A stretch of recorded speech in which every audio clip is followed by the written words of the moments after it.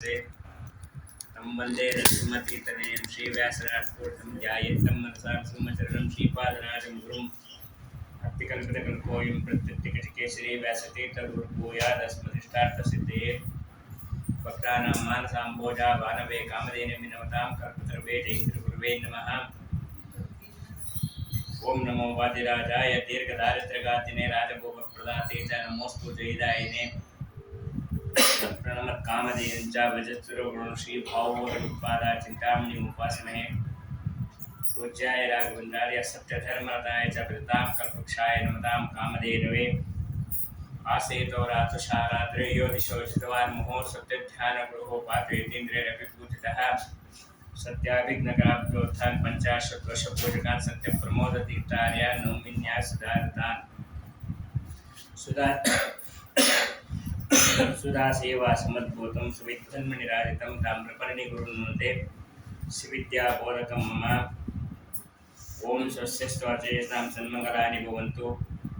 सम्यक् श्लोकैकश्रवणपठनमात्रेण वक्तुश्च श्रोतॄणां निखिलकलितकल्मषापनोदनोत्तरे धर्मार्थकिलार्थसाधने भूते महाभारत तात्पर्य निर्णय आद्य कथा प्रारंभास्तु। हरि ओम हरि ओम हरि ओम।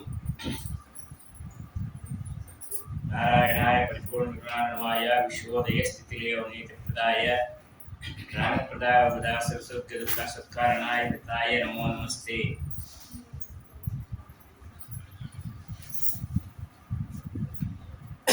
महाभारत ತಾತ್ಪರ್ಯ ಆರಂಭದಲ್ಲೇ ಆಚಾರ್ಯರಿಗೆ ಗ್ರಂಥದ ನಿರ್ಮಾಣ ಅದರ ಬಗ್ಗೆ ಅನಿವಾರ್ಯತೆ ಏನು, ಆಯ್ಕೆ ಮಾಡಬೇಕಾಗಿತ್ತು, ಅದರ ಬಗ್ಗೆ ಎಲ್ಲ ಮಾಹಿತಿಯನ್ನು ಕೊಟ್ಟಿರ್ತಾರೆ. ಆಚಾರ್ಯರಿಗೆ ತುಂಬ ಇಷ್ಟವಾದ ಗ್ರಂಥ ಮಹಾಭಾರತ ತಾತ್ಪರ್ಯ. ವೇದವ್ಯಾಸದೇವರು ಅರ್ಪಣೆ ಮಾಡಿದ ಮೇಲೆ ರಚನೆ ಮಾಡಿದಂತಹ ಗ್ರಂಥ. ನೀನು ಮಹಾಭಾರತಕ್ಕೆ ತಾತ್ಪರ್ಯವನ್ನು ಬರಿ ಅಂತ ವೇದವ್ಯಾಸ ದೇವರು ಹೇಳಿದ್ರು. ಆಚಾರ್ಯರು ಎರಡು ದೃಷ್ಟಿಯಿಂದ ತಾತ್ಪರ್ಯ ನಿರ್ಣಯದ ಹೇಳ್ತಾ ಇದ್ದಾರೆ. ಮೊದಲನೆಯದು ಪ್ರಧಾನ ಕಥೆಯನ್ನು ತಿಳಿಸೋದು. ಯಾಕೆಂದ್ರೆ ಸಮಗ್ರ ಮಹಾಭಾರತವನ್ನು ಓದುವಷ್ಟು ವ್ಯವಧಾನ ನಮಗಿಲ್ಲ ಮತ್ತು ಅಷ್ಟು ಶ್ಲೋಕಗಳು ಬಹಳ ಕಷ್ಟ, ಅದೆಲ್ಲ ಅರ್ಥೈಸ್ಕೊಳ್ಳೋದು ಬಹಳ ಕಷ್ಟ ಅಂತೇಳಿ ಅದರ ಕಥೆಯಿಂದ ಮಾತ್ರ ಹೇಳ್ಕೊಂಡು ಬಂದಿದ್ದಾರೆ. ಇನ್ನು ಎರಡನೆಯದು ಜೊತೆಗೆ ಅಲ್ಲಿ ಬಂದಂತಹ ನಾನಾ ಕ್ಲೇಶಗಳು ಯಾವ ತಗೊಳ್ಬೇಕು, ಯಾವ್ದು ಅಲ್ಲೊಂದು ಹೇಳಿದ್ದಾರೆ, ಭಾಗವತದಲ್ಲಿ ಒಂದು ಹೇಳಿದ್ದಾರೆ, ಹರಿವಂಶದಲ್ಲಿ ಒಂದೊಂದು ಕಡೆ ಒಂದೊಂದು ಹೇಳಿದ್ದಾರೆ. ಅದಕ್ಕೆ ಅದನ್ನು ಎಲ್ಲೆಲ್ಲಿ ತಗೊಂಡು ಸೇರಿಸಿದ್ರೆ ನಮಗೆ ಸರಿಯಾದ ಅರ್ಥ ಸಿಗುತ್ತೆ ಅನ್ನೋದಕ್ಕೋಸ್ಕರವಾಗಿ ತಾತ್ಪರ್ಯ ನಿರ್ಣಯವನ್ನು ಬರ್ತಿರತಕ್ಕಂಥದ್ದು. ಮಹಾಭಾರತ ತಾತ್ಪರ್ಯ ನಿರ್ಣಯ ಅಂದರೆ ಮಧ್ವಾಚಾರ್ಯರ ಜೊತೆ ನೇರವಾಗಿ ಮಾತನಾಡಿದಂತೆ ಅಂತ ಹೇಳ್ತಾರೆ. ಯಾಕೆಂದರೆ ಇವತ್ತಿಗೂ ನಮ್ಮಲ್ಲಿ ದೊಡ್ಡ ದೊಡ್ಡ ಸಮಸ್ಯೆಗಳು ಅಥವಾ ತುಂಬ ದೊಡ್ಡವಾದಂತಹ ಪ್ರಧಾನವಾದ ಕಾರ್ಯಗಳನ್ನು ಮಾಡಬೇಕು ಅಂದರೆ ಅಥವಾ ವಧುವರರ ಜಾತಕಗಳಿಲ್ಲ ಅಂತಂದರೆ ನಿರ್ಣಯವನ್ನು ಹಾಕಿಸೋದು ಒಂದು ಪದ್ಧತಿ. ಆ ನಿರ್ಣಯ ಹಾಕೋದು ಅಂತಂದರೆ ಆಚಾರ್ಯರಿಗೆ ಎಲ್ಲವನ್ನ ತಿಳಿಸಿ ನೀವು ನಮ್ಮ ಸಮಸ್ಯೆಗೆ ಪರಿಹಾರವನ್ನು ಹೇಳಿ ಅಂತ ಕೇಳೋದು. ಹಾಗಾಗಿ ಈ ಮಹಾಭಾರತ ತಾತ್ಪರ್ಯಕ್ಕೆ ಮಂಗಳಾರತಿಯನ್ನು ಮಾಡಿ ಬಂಗಾರದ ಕಡ್ಡಿಯಿಂದ ಆ ಪುಸ್ತಕದ ಮಧ್ಯದಲ್ಲಿ ಆ ಕಡ್ಡಿಯನ್ನು ಚುಚ್ಚಬೇಕು. ಚುಚ್ಚಿದಾಗ ಆ ಭಾಗವನ್ನು ತೆಗೆದು ನೋಡಿದಾಗ ಅಲ್ಲಿ ಬಂದದ್ದನ್ನು ಸರಿಯಾಗಿ ಅರ್ಥ ಮಾಡಿ ಸರಿಯಾಗಿ ತಿಳಿಸುವ ಯೋಗ್ಯತೆ ಇತ್ತು. ಮುಂದೆ ನಾವು ಪುಸ್ತಕ ಚುಚ್ಚಿದ್ರೆ ನಾವು ನೋಡಿ ಹೇಳ್ತೀವಿ ಅಂದರೆ ಅರ್ಥ ಆಗೋದು. ಯಾಕೆಂದರೆ ದಿವಾನ್ ಪೂರ್ಣಯ್ಯನವರು ಸತ್ಯಧರ್ಮ ತೀರ್ಥರಲ್ಲಿ ಪ್ರಶ್ನೆಯನ್ನು ಹಾಕಿದ್ರು. ದೊಡ್ಡ ಕಾರ್ಯ ಆಗಬೇಕಾಗಿತ್ತು. ಪೂರ್ಣಯ್ಯವರು ದೊಡ್ಡ ವಿದ್ವಾಂಸರೇ. ಆದರೆ ಅಲ್ಲಿ ಬಂದ ಶ್ಲೋಕ ಏನಂದರೆ ಸಪುತ್ರ ಮಿತ್ರ ಬಾಂಧವ ವಿನಾಶ ಮಾಶು ವ್ಯಾಸಿ. ಅಂದರೆ ಈ ಕೆಲಸವನ್ನು ಮಾಡಿದ್ರೆ ಮೇಲ್ನೋಟಕ್ಕೆ ಎಲ್ರಿಗೂ ಅರ್ಥ ಆಗುತ್ತೆ, ನಾಶವನ್ನು ಹೊಂದಿದ್ದಿ. ಆಗ ಪೂರ್ಣಯ್ಯನವರಂದರು ಕೆಲಸ ಮಾಡಬೇಡ ಅಂತ ಬಂದಿದೆ. ಸತ್ಯಧರ್ಮ ತೀರ್ಥಂದ್ರು ಇಲ್ಲ ಮಾಡು ಅಂತ ಬಂದಿದೆ. ಇಲ್ಲ ಆ ರೀತಿ ಇಲ್ಲ, ಇಲ್ಲಿ ನೋಡಿ ನೀವೇ ನೋಡು. ಇದು ಹನುಮಂತ ದೇವರು ರಾವಣನಿಗೆ ಕೊಟ್ಟಿದ್ದು ನೋಟಿಸ್. ಏನಂತ ಕೊಟ್ಟು ನಚೇತ್ ಪ್ರದಾ ತ್ವರಂ ರಘುತ್ತಮ ಪ್ರಿಯಂ ತದಾ ಸಪುತ್ರ ಮಿತ್ರ ಬಾಂಧವೋ ವಿನಾಶ ಮಾಶು ವ್ಯಾಸಿ. ಒಂದು ವೇಳೆ ರಾಮನಿಗೆ ನೀನು ಸೀತಾದೇವಿಯನ್ನು ಒಪ್ಪಿಸದೇ ಇದ್ದರೆ ನಿನ್ನ ಪುತ್ರ ಮಿತ್ರ ಬಾಂಧವರು ಯಾರ್ಯಾರಿದ್ದಾರೆ ಎಲ್ಲರೂ ನಾಶವನ್ನು ಹೊಂದುತ್ತಾರೆ. ಇದು ಒಂದು. ಅದನ್ನು ನೋಟಿಸ್ ಇನ್ನೊಂದು ಮುಖ ಇರುತ್ತಲ್ಲ, ಈ ಹಳೆ ಕಾಲದ್ದು ವಾಟರ್ ಬಿಲ್ ಲೈಟ್ ಬಿಲ್ ಎಲ್ಲ ಬರ್ತಿತ್ತು, ಅದರಲ್ಲಿ ಬರೋದು 15 ದಿವಸದೊಳಗಾಗಿ ನೀವು ಈ ಹಣವನ್ನು ಕಟ್ಟದೇ ಇದ್ದರೆ ನಾವು ನಿಮ್ಮ ವಿದ್ಯುತ್ ಸರಬರಾಜು ನೀರು ಸರಬರಾಜು ನಿಲ್ಲಿಸ್ತೀವಿ. ಮತ್ತು ಅದ್ರ ಕೆಳಗೆ ಇನ್ನೊಂದು ಸ್ಟಾರ್ ಪುಟ ಹಾಕಿರೋ ಅಲ್ವಾ, ನೀವು ಈಗಾಗಲೇ ಹಣವನ್ನು ಕಟ್ಟಿದ್ರೆ ಉದಾಸೀನ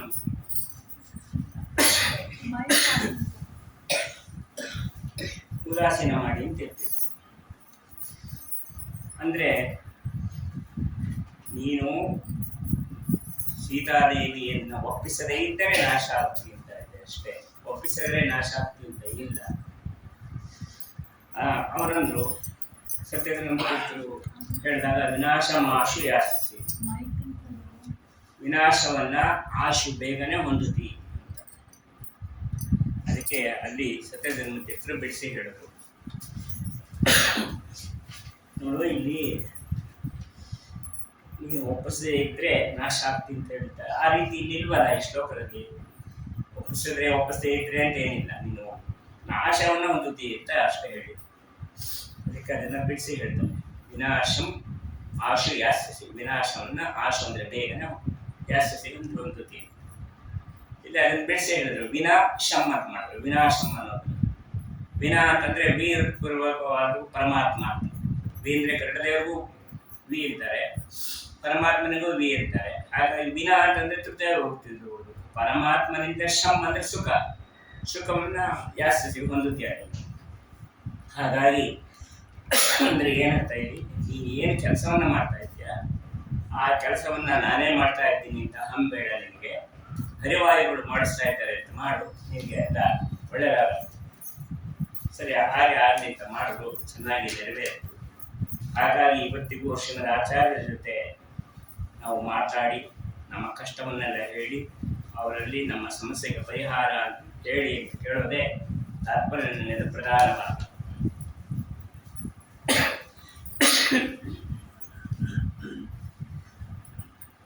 ನಾನು ಆಯ್ಕೆ ಮಾಡಿಕೊಂಡಿರೋದು 11 ಮತ್ತು 12ನೇ ಅಧ್ಯಾಯ. ಚಂದ್ರವಂಶದ ವರ್ಣನೆಯನ್ನು ಪ್ರಾರಂಭ ಮಾಡ್ತಾರೆ. ಇಲ್ಲೇ ಕೃಷ್ಣನ ಅವತಾರವಾದ ವರ್ಣನೆಯನ್ನು ಬರುತ್ತದೆ. ಮೊದಲಿಗೆ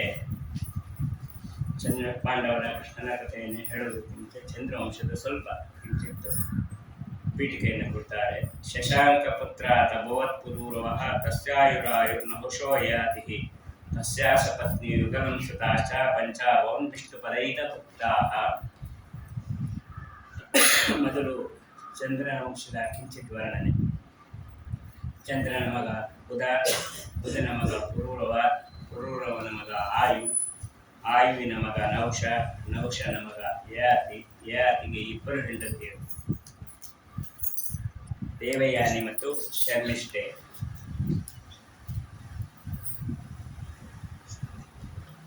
ಈ ದೇವಯಾನಿಯಲ್ಲಿ 2 ಮಕ್ಕಳು, ಯದು ಮತ್ತು ತುರ್ವಸು.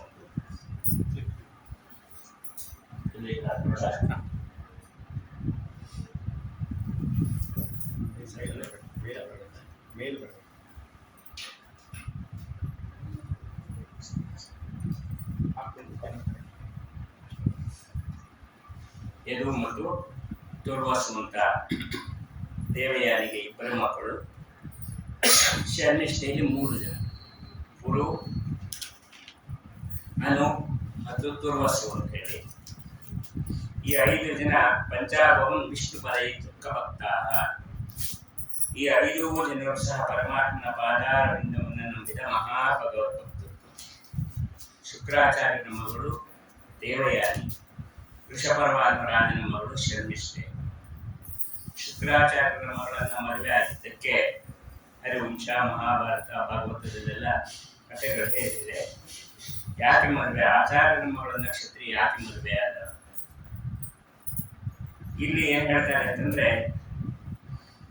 ಅವಳು ಮದುವೆ ಆಗೋದಕ್ಕೆ ದೇವಯಾನಿ ಬಾವಿಲಿ ಬಿದ್ದಿದ್ದಲ್ಲ, ಶರ್ಮಿಷ್ಠೆನ ಬಾವಿ ದೂಡ್ಬಿಟ್ಟಿದ್ದು ಅಂತ ಹೇಳ್ತಾರೆ. ಅವಳು ದೂಡಿದ್ದು. ಇವರೆಲ್ಲ ಜಲಕ್ರೀಡೆ ಆಡ್ಲಿಕ್ಕೆ ಬಂದಿದ್ದಾರೆ.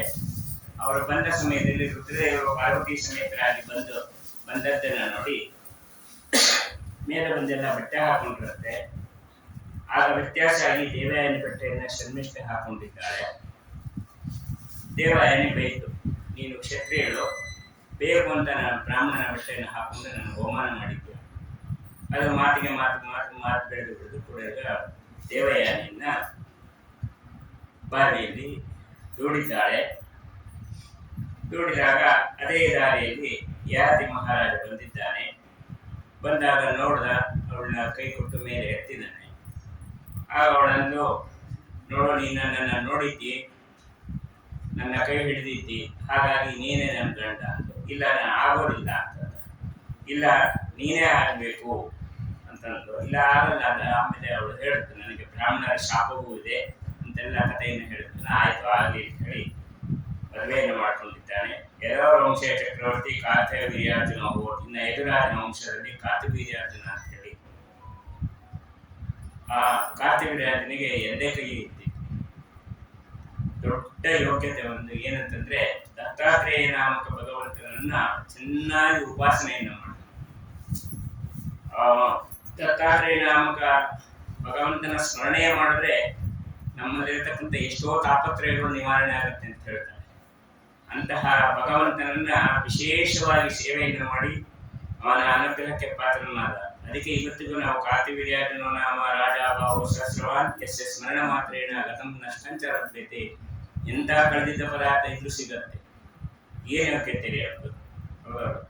ಒಬ್ಬ ಮಹಾರಾಜನ ಸ್ಮರಣೆಯನ್ನು ಮಾಡಿದ್ರೆ ನಾವು ಪ್ರದೇಶ ಸಿಗತ್ತೆ ಅಂದ್ರೆ, ದೇವ ಸ್ಮರಣೆ ಮಾಡಿದ್ರೆ ನೀನೇನು ಸಿಗ್ಬೋದು.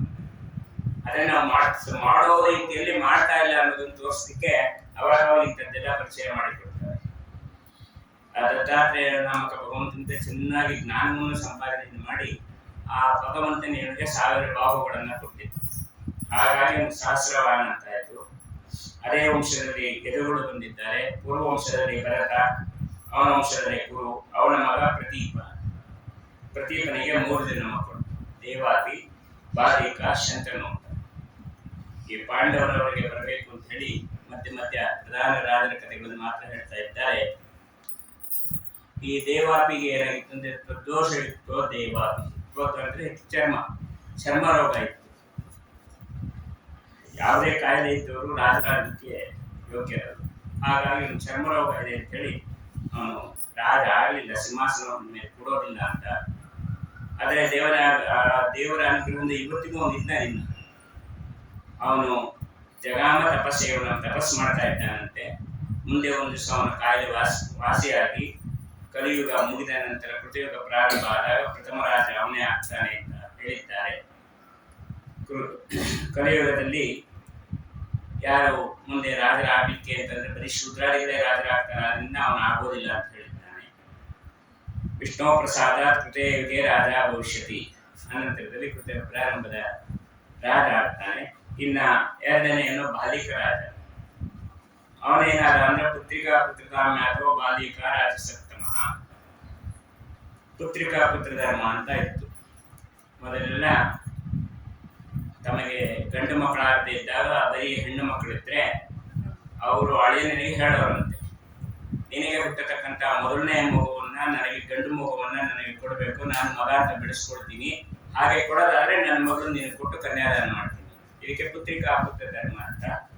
ಸರಿ, ಹಾಗಾಗಿ ಬಾಲಿಕ ರಾಜ ಪುನಃ ವಾಪಸ್ಸು ರಾಜನ ವಂಶಕ್ಕೆ ಹೊರಟವಾಗ ಇನ್ನು 3ನೇನು ಉಳಿದವನು ಶಂತನಿಗೆ ರಾಜ್ಯ ಬಂತು. ಇಲ್ಲಿ ಬಾಲಿಕ ರಾಜರ ಬಗ್ಗೆ ಹೇಳ್ತಾರೆ. ಹಿರಣ್ಯಕಶ್ಯಪ ಪುತ್ರ ಪ್ರಹ್ಲಾದ ಭಗವತ್ಪ್ರಿಯ ವಾಯಿನ ಸಮಾವಿಷ್ಣು ಮಹಾಬಲ ಸಂಬಂಧಿತ. ಈ ಬಾಲಿಕ ರಾಜ ಯಾರು ಅಂದ್ರೆ ಪ್ರಹ್ಲಾದ ರಾಜರೇ ಬಾಲಿಕರಾಗಿ ಅವತಾರ ಮಾಡಿದ್ದು. ಆ ಪ್ರಹ್ಲಾದ ರಾಜರಲ್ಲಿ ಮತ್ತು ಬಾಲಿಕ ರಾಜರಲ್ಲಿ ವಾಯುದೇವರ ಆವೇಶ, ಹಾಗಾಗಿ ಅವರು ಹಬ್ಬ ಅಷ್ಟು ತೊಂದರೆ ಕೊಟ್ಟರು ಧೈರ್ಯದಿಂದ ಇದ್ದಿತ್ತು. ಏನಾದ್ರೂ ಅವಳು ವಾಯುದೇವರಿಗಂತೂ ಗೊತ್ತಲ್ಲ ಭಗವಂತನ ಸರ್ವೋತ್ತಮ ಅಂತ, ಅವ್ನು ರಕ್ಷಣೆ ಮಾಡ್ತಾನೆ ಅಂತ. 5 ವರ್ಷದ ಮಗು ಹೇಗೆ ಬರ್ಲಿಕ್ಕೆ ಸಾಧ್ಯ? ಅಷ್ಟು ಧೈರ್ಯ. ಅಪ್ಪ ಏನೇ ರೀತಿ ಯಾರ ಉಪದ್ರವ ಕೊಟ್ಟರು ದೇವರು ರಕ್ಷಣೆ ಮಾಡ್ತಾನೆ ಅಂತ. ಇಲ್ಲಾಂದ್ರೆ ಸ್ವಲ್ಪ ಶೇಕ್ ಆಗುತ್ತೆ, ನಮ್ದೆಲ್ಲ ಬಾಳನೆ ಆಗುತ್ತೆ. ಏನ್ ಬೇಡ, ಒಂದು ಆ ದೀಪ ಬಿದ್ದೋಗತ್ತೆ ಅಂತಂದ್ರೆ ಈ ಬೀಳದ ಇಲ್ಲಿ ಅಂತ ಯಾರು ಕೂತ್ಕೊಳ್ಳಲ್ಲ, ನಾವು ಎಲ್ಲ ಹೊಟ್ಟೋಗ್ತೀವಿ. ಬಿದ್ದ ಮೇಲೆ ಇನ್ನೇನೇನಾಗುತ್ತೋ ಅನ್ನೋ ಭಯ ನಮ್ಗೆ. ಅವ್ನಿಗೆ ಹಂಗಾಗ್ಲಿಲ್ಲ, ಬೇಳೆ ತಂದ್ರೆ ಬೇಳೆ ಬಿಡು ಅಂತ. ಆನೆ ತುಳಿದಾಗ ಆನೆಯ ಭಾರವನ್ನ ಭಗವಂತ ತಗೊಂಡು ಬರೀ ಆನೆ ಪ್ಲಾಸ್ಟಿಕ್ ಆನೆ ಇಟ್ಟಂಗಿತ್ತು, ಬೆಂಕಿಯನ್ನು ಸುಟ್ಟರೆ ತಂಪಾಗಿತ್ತಂತೆ. ಆ ರೀತಿಯಲ್ಲಿ ಇದ್ದ ಪ್ರಹ್ಲಾದರಾಜರಿಗೆ ಯಾವ ಭಯ? ನಮ್ಗಾದ್ರೆ ಭಯ. ಅದೇ ರೀತಿ ಇಲ್ಲಿ ಬಾಲಿಕರಾಜರು ಹುಟ್ಟಿದಾಗ ಏನೇವ ಜಾಯಮಾನೇನ ತರಸ ಭೂಮಿ ರಾಜಿದ, ಬಾಲಿಕರಾಜ ಹುಟ್ಟಿದಾಗ ಕೂಡಲೇ ಭೂಮಿ ಬಿರಿತಂತೆ, ದೊಡ್ಡದಾಗ ಬಾಯಿ ಬಿಡ್ತಂತೆ. ಯಾಕೆಂದ್ರೆ ಬಾಲಿಕರಾಜ ವಿಶೇಷವಾಗಿ ಭೂಭಾರಕರಣ ಕಾಲದಲ್ಲಿ ಕೃಷ್ಣನಿಗೆ ಸೇವೆಗೋಸ್ಕರ ಬಂದವನು. ಹಾಗಾಗಿ ಕೃಷ್ಣನ ಸಹಾಯಕ್ಕೆ ಅವತಾರ ಮಾಡಿದವನು. ಆಮೇಲೆ ಪ್ರತೀಪನ ಮಗನಾಗಿ ಹುಟ್ಟಿದ, ಬಾಲಿಕ ದೇಶದಲ್ಲಿ ರಾಜನಾಗಿ ರಾಜ್ಯಭಾರವನ್ನು ಮಾಡಿದ ಅಂತ ಹೇಳ್ತಾರೆ. ಇನ್ನ ಪ್ರತೀಪನ ಇನ್ನೊಬ್ಬ ಮಗ ಪತ್ರತಾಪ ಅಂತ, ಇವನು ಒಬ್ಬ ರುದ್ರ. ಅನೇಕಪಾದರಿ ಬುದ್ಧಿ ವಿರೂಪಾಕ್ಷ ಇತಿ ತ್ರಯಃ ರುದ್ರಾಣಾಂ ಸೋಮದತ್ತಸ್ಯ ಬಭೂವ ಪ್ರತಿತಾಸುತಾಃ. ಏಕಾದಶ ರುದ್ರರಲ್ಲಿ ಅನೇಕಪಾದ್, ಐಬುದ್ಧಿ, ವಿರೂಪಾಕ್ಷ ಈ ಮೂರು ಜನ ಕೃಷ್ಣನಿಗೆ ಸಹಾಯ ಮಾಡಬೇಕು ಅಂತ ಭೂರಿ, ಭೂರಿಶ್ರವ, ಶರ ಅಂತ ಹೇಳಿ ಅವತಾರವನ್ನು ಮಾಡಿದ್ದಾರೆ. ಇವರೆಲ್ಲರೂ ಸೋಮದತ್ತನ ಮಕ್ಕಳಾಗಿ ಬಂದವರು. ಅದರಲ್ಲಿ ಭೂರಿಶ್ರವ ಏಕಾದಶ ರುದ್ರರಲ್ಲಿ ಒಬ್ಬ. ಏಕಾದಶ ರುದ್ರರು ಅಂದ್ರೆ 11 ಜನ ರುದ್ರರೇ ಅಲ್ಲ, ಆ ರುದ್ರ ಗಣದಲ್ಲಿ ರುದ್ರದೇವರು ಪ್ರಧಾನ. ಇವರೆಲ್ಲ ಬೇರೆ ಬೇರೆ ಅವತಾರಗಳು. ಇವರೆಲ್ಲರೂ ಸೇರಿ ಒಂದು ಗಣದಲ್ಲಿ ಇದ್ರಿಂದ ರುದ್ರಗಣ ಅಂತ ಕರೀತಾರೆ. ಆ ರುದ್ರದೇವರಿಂದ ವಿಶೇಷವಾಗಿ ಅನುಗ್ರಹವನ್ನು ಪಡೆದಿದ್ದ ಭೂರಿಶ್ರವ ಮಹಾಬಲಿಷ್ಠ ಆಗಿದ್ದ. ವೀರ್ಯ ಮತ್ತು ಗುಣ. ವೀರ್ಯ ಅಂತಂದ್ರೆ ನಮಗೆ ಯಾವ ಸಂದರ್ಭದಲ್ಲಿ ಏನು ತೀರ್ಮಾನ ತಗೊಳ್ಬೇಕು, ಸರಿಯಾದ ತೀರ್ಮಾನ ತಗೊಳ್ಳೋದಕ್ಕೆ ವೀರ್ಯ ಅಂತ ಹೆಸರು. ಆ ವೀರ್ಯ ಬಹಳ ಇತ್ತು ಅವನ. ಯಾರೇ ಏನಾದ್ರೂ ಬರಲಿ, ಏನು ಸಂದರ್ಭ ಇದೆ ಅದಕ್ಕೆ ತಕ್ಕಂತೆ ತೀರ್ಮಾನ ತಗೊಂಡು ಯಾರಿಗೂ ದುಃಖ ಆಗಬಾರ್ದು ಮತ್ತ ತೀರ್ಮಾನದಿಂದ. ಆ ರೀತಿಯಲ್ಲಿ ಇದ್ದವನು ಇವನು. ರುದ್ರದೇವರಿಂದ ವಿಶೇಷ ಅನುಗ್ರಹ. ಮತ್ತು ಶಂತನುವಿನ ಬಗ್ಗೆ ಮುಂದೆ ಹೇಳ್ತಾರೆ. ಶಂತನೋತಿ ಇತಿ ಶಂತನು. ಶಂತನುವಿನ ಬಗ್ಗೆ ಹೇಳಬೇಕಾದ್ರೆ ಯಂ ಕರಾಭ್ಯ ಸ್ಪೃಶತಿ. ಯಾರಿಗೆ ಎಂತ ಕಾಯಿಲೆ ಇರಲಿ, ಎಷ್ಟೇ ದುಃಖ ಇರಲಿ, ಆಗ ತಾನೇ ಮೈಯೆಲ್ಲ ಸುಟ್ಟು ಉರಿತಾ ಇರಲಿ, ಅವನು ಶಂತನು ಮಹಾರಾಜ ಮುಟ್ಟದ ಕೂಡಲೇ ಎಲ್ಲ ಶಮನ ಆಗೋಗ್ತಿತ್ತು. ಸಂಪೂರ್ಣ ಶಮನ ಆಗಿ ಸುಖದಿಂದ ಇರ್ತಿದ್ರಂತೆ, ಸಂತೋಷದಿಂದ ಇರ್ತಿದ್ರಂತೆ. ಹಾಗೆ ಇದ್ದ. ಯಾಕಂದ್ರೆ ಶಂತನು ವರ್ಣದೇವರ ಅವತಾರ. ಇವತ್ತು ನಮಗೆ ಏನೋ ಉರಿತಾ ಇದೆ ಅಂತಂದ್ರೆ ಸ್ವಲ್ಪ ನೀರು ಹಾಕಿದ್ರೆ ಹಾಯ್ ಅಂತ ಇದೆ ಅನ್ಸ್ತೀವಲ್ವಾ, ಅಂತ ಇನ್ನು ವರ್ಣದೇವರೇ ಹಾಕೋದ್ಮೇಲೆ ವರ್ಣದೇವರಿಗೂ ಹೋಗೋದ್ ಬೇಡ, ಒಳ್ಳೆ ಪಾಠ ಪ್ರವಚನ ಮಾಡೋರು. ಅವ್ರ ಹತ್ರ ಹೋಗಿ ನಾವೇನೋ ದುಃಖ ಹೇಳಿದಾಗ ಅವನೊಂದಷ್ಟು ಮಂದಾಕ್ಷತೆ ಕೊಟ್ಟರೆ ಎಷ್ಟೋ ಉಪಶಮನ ಆಗತ್ತೆ. ಅಂತದಲ್ಲಿ ಪ್ರತ್ಯಕ್ಷ ವರ್ಣದೇವರು ಇದೆಲ್ಲ ಯಾವ ಮಹಾ ಅಂತ ಹೇಳ್ತಾರೆ. ಈ ಸಂಸಾರದಲ್ಲಿ ನಾನಾ ತರಹದ ಕ್ಲೇಶಗಳು, ಕೆಲವು ಹೇಳ್ಕೊಳ್ಬಹುದು, ಕೆಲವು ಹೇಳ್ಕೊಂಡ್ರಷ್ಟು ಇನ್ನೂ ಆಡ್ಕೊಂಡು ಆಗ್ತಾರೆ. ನಮ್ಮನೆ ಹೇಳ್ಕೊಳ್ಲಿಕ್ಕೂ ಆಗೋದಿಲ್ಲ. ಇಂತಹ ಸಂದರ್ಭದಲ್ಲಿ ಏನ್ ಮಾಡಬೇಕು? ದೇವರ ಕಥೆಯನ್ನು ಕೇಳೋದ್ರಿಂದ ಈ ನಮಗೆ ಕೆಲವು ದುಃಖಗಳು ಶಮನ ಆಗತ್ತೆ ಅಂತ ಹೇಳಿದ್ದಾರೆ. ಆ ರೀತಿಯಲ್ಲಿ ಕೇಳಬೇಕು. ದೇವರ ಕಥೆಯನ್ನು ಕೇಳೋದ್ರಿಂದ ಎಲ್ಲ ಶಮನ ಆಗತ್ತೆ ಅನ್ನೋದಕ್ಕೆ ಏನು ಪ್ರಯೋಜನ ಅದರಿಂದ ಅಂತ ಪ್ರಶ್ನೆಯನ್ನು ಮಾಡಿದ್ರು. ಇದೇ ಮಹಾಭಾರತದ ವರ್ಣಪರ್ವದಲ್ಲಿ ನನ್ನಷ್ಟು ಕಷ್ಟಪಟ್ಟವ್ರು ಯಾರು, ನನ್ನಷ್ಟು ಕಷ್ಟಪಟ್ಟವ್ರು ಯಾರು ಅಂತ ಧರ್ಮರಾಜ ಹೇಳ್ತಾರೆ. ನೀನೇನ್ ಕಷ್ಟಪಟ್ಟಿಯೋ, ನಿನ್ಗೇನ್ ಕಷ್ಟ ಇತ್ತು? ಆಗ ಹೇಳ್ತಾರೆ, ಅವ್ರು ಏನೇ ಕಷ್ಟ ಅಂತಂದ್ರು, ತುಂಬಾ ಬಹಳ ಕಷ್ಟ ಅಂತಂದ್ರೆ ಕೃಷ್ಣ ಸ್ಮರಣೆ ಮಾಡಿ ಎದುರು ಬಂದು ನಿಂತ್ಕೊಂಡ್ಬಿಟ್ಟಿದ್ದ. ಇನ್ನೇನ್ ಕಷ್ಟ ಇತ್ತು ನಿನ್ಗೆ? ಅಲ್ಲ ಹೌದಲ್ಲ, ಎದುರು ಬಂದೇ ಬಿಡ್ತಿದ್ದ. ಏನೋ ಕಷ್ಟ, ನೀನೇನೋ ಕಷ್ಟನೇ ಪಟ್ಟಿಲ್ಲ ಅಂತ ಹೇಳಿ ನಳಮಹಾರಾಜನ ಕಥೆಯನ್ನು ಹೇಳ್ತಾರೆ. ಯಾಕಂದ್ರೆ ಇವನು ಏನ್ ಹೇಳ್ತಾನೆ ಅಂತಂದ್ರೆ, ನನ್ನಷ್ಟು ಯಾರು ಕಷ್ಟಪಟ್ಟೇ ಇಲ್ಲ ಅಂತ. ಅವಾಗ ಹೇಳ್ತಾನೆ, ನೋಡು ನೀ ಅರಣ್ಯದಲ್ಲಿ ಇದ್ದೀಯನ್ನೋದು ಬಿಟ್ರೆ ಏಸು ರೂಮಲ್ಲಿ ಇದ್ದವನಿಗಿಂತ ಸುಖವಾಗಿದ್ದೀನಿ. ಹೌದಲ್ಲ? ಏನಿತ್ತು? ಪ್ರತಿಷ್ಠೆ ಲಕ್ಷ ಬ್ರಾಹ್ಮಣರಿಗೆ ಊಟ ಹಾಕ್ತಿದ್ದ. ಏನೋ ದವಸ ತರಬೇಕು, ಅಡಿಗೆ ಬಿಟ್ಕೊಂಡ್ಬರ್ಬೇಕು, ಪದಾರ್ಥ ಯಾರು ಹೇಳಿದ್ದೆ ತರಲಿ, ಏನಿಲ್ಲ. ಅಕ್ಷಯಪಾತ್ರ ಮುಂದೆ ಕೂತ್ಕೊಂಡು ಇಂಥದ್ದು ಬರ್ಲಿ ಅಂದ್ರೆ ಬರ್ತಿತ್ತು. ನೀನೇನ್ ಕಷ್ಟಪಟ್ಟಿದ್ಯಾ ಅಂತ ಹೇಳಿ ನಳಮಹಾರಾಜನ ಕತೆ ಎಲ್ಲ ಕಥೆಗಳನ್ನ ಹೇಳ್ತಾರೆ. ಎಲ್ಲ ಹೇಳಿ ಅವಾಗ ನಮಗೆ ನಮ್ಮ ದುಃಖವೇ ದೊಡ್ಡದು ಅನಿಸ್ಬಿಡುತ್ತೆ. ಹೊರಗಿನವರ ದುಃಖವನ್ನು ನೋಡಿದಾಗ ನಮ್ಮ ದುಃಖ ಏನೂ ಇಲ್ಲ. ಹಾಗಾಗಿ ಇಲ್ಲಿ ಪ್ರಸ್ತುತ ಶಂತನುನ ಕಥೆ. ಶಂತನು ದೊಡ್ಡವರು ಕೊಟ್ಟ ಮಂತ್ರಾಕ್ಷತೆ, ಅವರು ಕೊಡುವ ಹಿತೋಪದೇಶ ಮತ್ತು ಅದು ಮನಸ್ಸಿಗೆ ನೆಮ್ಮದಿ ತರುತ್ತೆ. ನೀವೆಲ್ಲ ಕೂತಿರೋದು ಯಾತಕ್ಕೆ? ಭಗವಂತನ ಕಥೆಯನ್ನ ಕೇಳಿದರೆ ನಿಮ್ಗೇನು ಗೊತ್ತಿಲ್ಲ ಅಂತಲ್ಲ, ಅಥವಾ ನನಗೆಲ್ಲ ಗೊತ್ತಿದೆ ಅಂತಲ್ಲ. ನನಗೆ ಏನು ಗೊತ್ತಿದೆ ಅದನ್ನು ನಿಮ್ಗೆ ಒಪ್ಪಿಸ್ತಾ ಇದ್ದೀನಿ ಅಷ್ಟೇ. ನಾನು ಅಷ್ಟು ಬಿಟ್ರೆ ನಾನು ಗೊತ್ತಿದೆ, ನಾನು ದೊಡ್ಡವರು ಇಲ್ಲಿ ಬಂದು ಕೂತಿದ್ದೀನಿ ಏನಿಲ್ಲ. ನಾನು ನಾಳೆ ಕೂತ್ಕೊಳ್ತೀನಿ, ಹೌದು.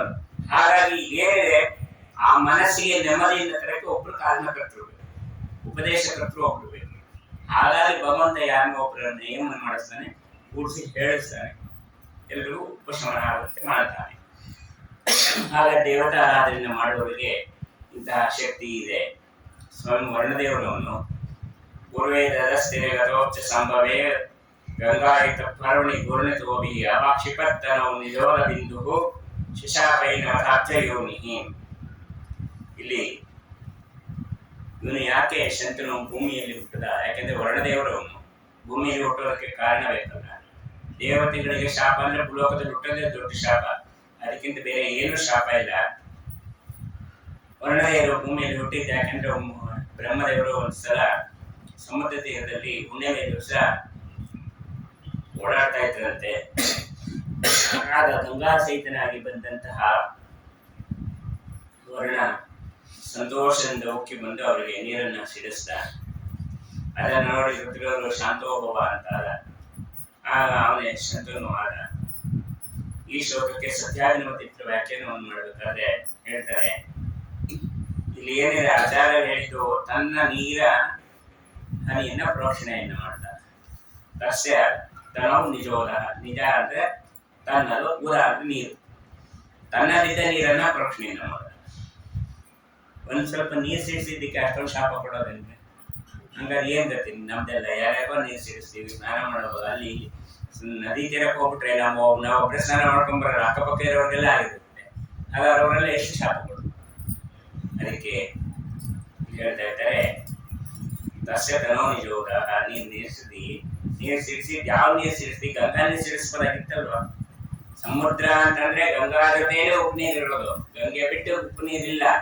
ನೀರು ಸಿಹಿ ನೀರು ಸಿಡಿಸ್ಬೇಕಾಗಿತ್ತು, ಉಪ್ಪು ನೀರನ್ನ ಸಿಡಿಸಿದ್ದಕ್ಕೆ ಶಾಪ ಕೊಟ್ರು. ಅಂದ್ರೆ ದೊಡ್ಡವರು ಬಂದಾಗ ಯಾವ ರೀತಿ ಉಪಚಾರ ಮಾಡ್ಬೇಕು ಅನ್ನೋದನ್ನ ಹೇಳ್ತಾರೆ. ಈಗಿನಲ್ಲಿ 2 ನೀರಿರುತ್ತೆ. ಈಗಿನ ಕಾಲದವ್ರು ತೊಗೊಳ್ಬೇಕು ಅಂತಂದ್ರೆ ಒಂದು ಬೋರ್ ನೀರು, ಇನ್ನೊಂದು ಬಿಸ್ಲರಿ ವಾಟರ್ ಬಾಟ್ಲಲ್ಲಿ ಇಟ್ಕೊಂಡು ಕೂತಿರ್ತಾರೆ ಪಕ್ಕದಲ್ಲಿ. ಹೌದಾ? ದೊಡ್ಡವ್ರು ಬಂದಾಗ ಬಿಸ್ಲರಿ ವಾಟರ್ ಕೊಡ್ಬೇಡ, ಬೋರ್ವೆಲ್ ನೀರೇ ಕೊಡು, ಪರವಾಗಿಲ್ಲ.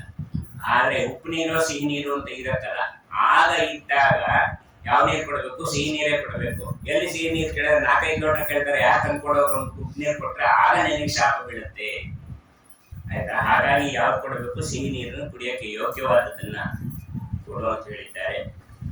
ಹಾಗಾಗಿ ಉಪ್ಪು ನೀರನ್ನು ಹೆಚ್ಚಿದ್ರಿಂದ ಅವರಿಗೆ ಕೋಪ ಬಂತೋ ಏನೋ ಅಂತ ಸೂಚನೆಯನ್ನು ಮಾಡ್ತಾ ಮಹಾಭಿಷಿಕ್ ನಾಮ ನರೇಶ್ವರಸ್ತು ಭೂತ್ವ ಪುನಃಶಂತನು ನಾಮಧೇಯ. ಮಹಾಭಿಷಿಕ್ ಅಂತ ಒಂದು ರಾಜನಾಗಿ ಹುಟ್ಟದ.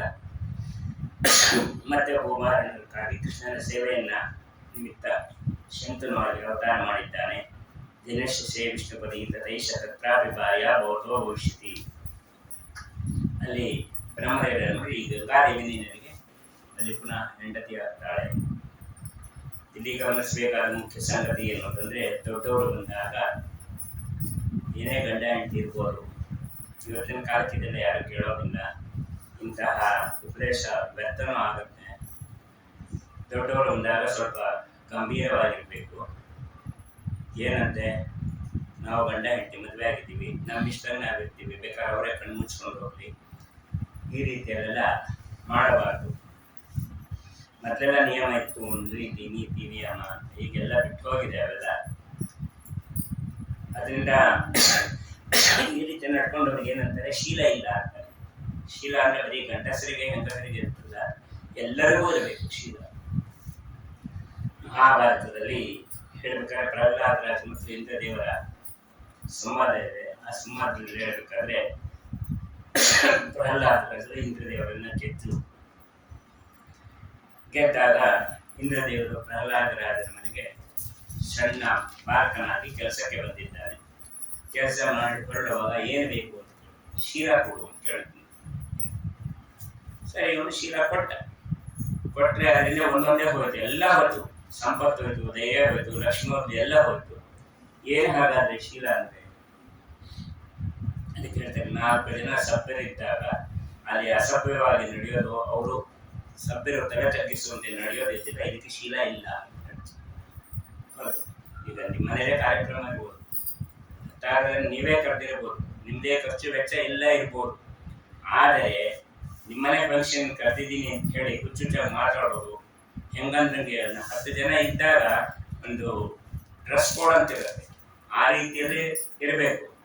ಇಲ್ಲ ರೀ, ನಮಗೆ ಬಟ್ಟೆ ಮೇಲೆ ವೈರಾಗ್ಯ ಅಂತ ಎಂತೆಂಥ ಬಟ್ಟೆ ಹಾಕೊಳ್ಳೋದು, ಅಥವಾ ಹಾಕೊಂಡ್ ಬಟ್ಟೆ ಮೇಲೆ ವೈರಾಗ್ಯ ಬಂದವ್ರ ಗತಿಗೆ, ಹೌದು, ಹಾಗೆಲ್ಲ ಇರಬಾರ್ದು. ಸರಿಯಾಗಿ ಹೇಗೆ ಇದನ್ನ ಶೀಲ ಇಲ್ಲ ಅನ್ನೋದು ಅಂತ ಹೇಳ್ತಾರೆ. ಆ ರೀತಿಯಲ್ಲಿ ವರ್ಣದೇವರು ಗಂಗಾದೇವಿ ಗಂಡ ಹೆಂಡತಿ ಆಗಿದ್ರು, ಬ್ರಹ್ಮದೇವರು ಜೀವೋತ್ತಮರು, ಬಹಳ ದೊಡ್ಡವರು, ಬಂದಾಗ ವಿಲಾಸದಿಂದ ಬಂದಿರುತ್ತೆ, ಅದಕ್ಕೆ ಶಾಪ. ಭವತ್ತೇವ ಮಯೋದಿತತ್ವಂ ಧನಪಾದಿತರಶ್ಚಂತನೋ ಇತಿ ರತಸ್ವತಂತ್ರೋ ಬಹುವ ಮಹಾವಿಷಜ್ಞಾನ ಹರೇ ಪದಾಶಯ. ಶಾಂತನಾಗುವುದಕ್ಕೆ ಶಾಂತನಾಗಲು ಕೂಗಿದ್ದಾನೆ. ಮಹಾಭಾರತದಲ್ಲಿ ಹೇಳ್ತಾರೆ,